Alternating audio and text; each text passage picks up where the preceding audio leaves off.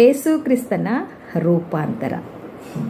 ಏಸು ಪ್ರಕಾಶ ರೂಪವನ್ನು ಧರಿಸಿದ್ದು ಎಂದು ನಾವು ಹೆಡ್ಲೈನ್ನಲ್ಲಿ ನೋಡಿದ್ದೇವೆ, ತಲೆಬರಹದಲ್ಲಿ ನೋಡಿದ್ದೇವೆ. ಯಾವ ರೀತಿಯಿಂದ ಏಸು ಪ್ರಕಾಶ ರೂಪವನ್ನು ಧರಿಸಿದರು ಎಂದು. ಮೊದಲನೆಯ ಒಂದು ಅಂಶ, ಏಸು ಕ್ರಿಸ್ತನ ರೂಪಾಂತರದ ವ್ಯಕ್ತಿತ್ವ ಹೇಗೆ ಕಾಣಿಸ್ತಾ ಇತ್ತು.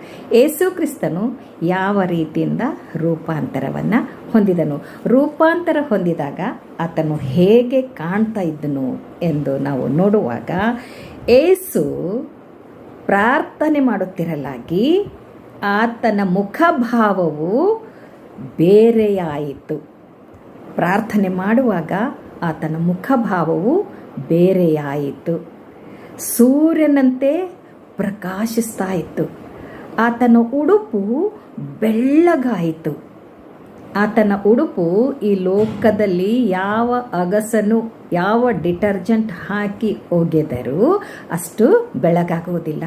ಅಷ್ಟು ಪ್ರಕಾಶಮಾನವಾಗಿ ಹೊಳಿತಾ ಇತ್ತು. ಮುಖಭಾವ ಬೇರೆ ಆಯಿತು ಎಂದು ನಾವು ನೋಡುತ್ತೇವೆ.